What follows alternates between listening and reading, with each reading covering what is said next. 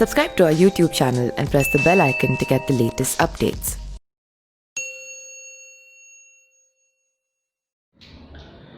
नमस्कार, मैं पिंटू सिंह यादव आप सभी का स्वागत करते हैं न्यूज़ लाइव में। आप सभी को पता है कि बिहार में विधानसभा चुनाव की तैयारियां सारी पार्टियां शुरू कर दी है और सारी पार्टियां में दो पार्टी सबसे ज़्यादा इम्पोर्टेंट है, तो वो है एनडीए अलायंस और दूसरा है महागठबंधन का अलायंस।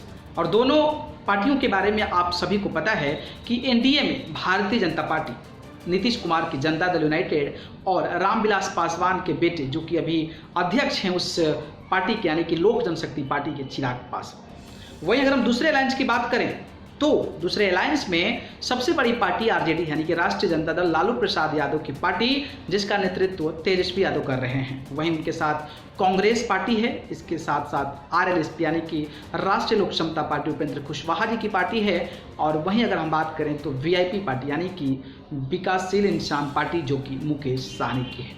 तो इन अलायंस में 4 लोग हैं, अभी नए जुड़े हैं, सीपीआई, सीपीएमएल, जिसमें कन्हैया कुमार भी एक बड़ा नाम शामिल है। वहीं महागठबंधन से छिटक कर जीतनराम मांझी, जिनकी पार्टी हिंदुस्तान अवाम मोर्चा, वो एनडीए में शामिल हो गई है। लेकिन इसके अलावा कई सारे लोगों की निगाहें जो है दूसरी पार्टियों पे है। दूसरी पार्टियों में नाम जो शुमार है वो नाम है एआईएमआईएम के सुप्रीमो असदुद्दीन ओवैसी को लेकर। लेकिन उनसे भी सबसे ज़्यादा जो बड़ा चर्चा नाम में है वो नाम है पप्पू यादव के बारे में। जी हाँ, जन अधिकार पार्टी है पप्पू यादव की, जिसका सिंबल हॉकी छाप है। और पप्पू यादव लगातार कई सालों से जिस तरीके से बिहार की राजनीति में सक्रिय हैं और बिहार के गरीब गुरबों, मजदूर, पीड़ित, समाज से दूर लोगों के साथ जुड़ते नजर आते हैं और लोगों की मदद करते नजर आते हैं। और आप देख सकते थे कि जिस तरीके से बाढ़ में, कोरोना काल में लगातार वो खुल के गरीबों को, जिनके पास खाने के लिए अनाज नहीं थे, पहुंचाया।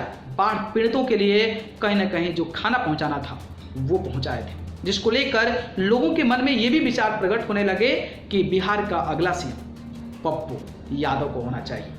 लेकिन राजनीति इतनी आसान नहीं है कि आप एक पार्टी बनाकर कड़ी संघर्ष कर रहे हैं, बहुत अच्छी बात है, लेकिन उस संघर्ष को पूरा करने के लिए और एक बड़े ताज पर बैठने के लिए आपको कड़ी मेहनत के साथ साथ आपके अंदर कहीं ना कहीं पेशेंस होना चाहिए और आपको एक बहुत बड़ा समय होना चाहिए, ताकि आप लोगों के बीच अपनी एक छवि बना सके, पहचान बना सके, तब जनता जाकर आपको चुनती है। लेकिन उनको लेकर अब जो है असमंजस है कि आखिरकार पप्पू यादव अकेले चुनाव लड़ेंगे या फिर एनडीए के साथ जाएंगे या फिर महागठबंधन के साथ जाएंगे। मैं आपको एक बात क्लियर कर दूं कि पप्पू यादव की जो विचारधारा है वो कहीं ना कहीं भारतीय जनता पार्टी के साथ मैच नहीं करती है और भारतीय जनता पार्टी में वो कतई भी शामिल नहीं हो सकते हैं। तो उनके पास एक ऑप्शन है और वो है महागठबंधन, नहीं तो अपना ऑप्शन है ही, जन अधिकार पार्टी से चुनाव लड़िए। लेकिन उसमें जीत की जो संभावना है वो काफ़ी कम है। काफ़ी कम क्यों है? अगर आप पॉलिटिकल एनालिसिस करते होंगे या पॉलिटिकल के बारे में आपको जानकारी होगी तो आप बखूबी इस चीज़ को समझते होंगे भी और जानते भी होंगे।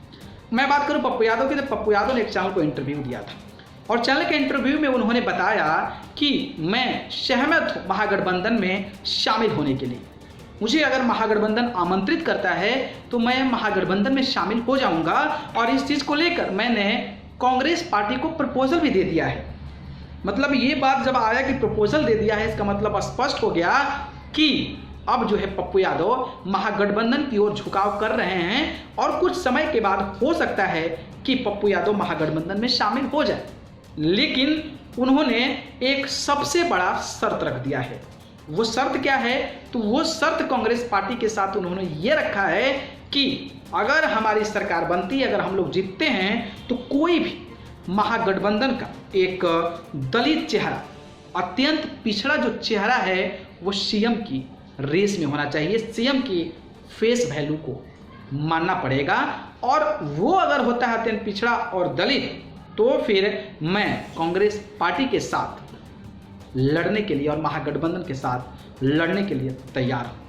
लेकिन शामिल तो होना चाहते हैं, लेकिन इस प्रकार का प्रस्ताव क्या आपको लगता है कि कभी भी लालू प्रसाद यादव की पार्टी यानी कि तेजस्वी यादव के नेतृत्व में जो पार्टी लड़ेगी आरजेडी, वो इस सीट से सहमत हो पाएगी? यही सवाल आपसे पूछना है। अगर हो पाएगी तो आप कमेंट बॉक्स में बताइए कि हो जाएगी। अगर नहीं होगी तो क्यों नहीं होगी, इसका भी रीजन बताइए। और क्या पप्पू यादव के इस एजेंडा और इस प्रस्ताव को कांग्रेस पार्टी अपने लाइन के साथ मिलकर बात करने में सहमत हो पाएगी, बना पाएगी या नहीं बना पाएगी, कमेंट बॉक्स में जरूर बता दीजिए। अगर वीडियो पसंद आया तो इसको लाइक कमेंट शेयर कर दीजिए और चैनल को पसंद करते हैं तो सब्सक्राइब कर जरूर जुड़ जाइए। अगर आप मुझसे जुड़ना चाहते हैं तो आप मुझे फेसबुक, इंस्टाग्राम, ट्विटर पर जाकर पिंटू सिंह यादव सर्च कर जरूर जुड़ें। नहीं तो मैं डिस्क्रिप्शन में लिंक दे देता हूँ, वहाँ से जाकर आप मुझे फॉलो कर सकते हैं। आप सभी को बहुत बहुत धन्यवाद। नमस्कार।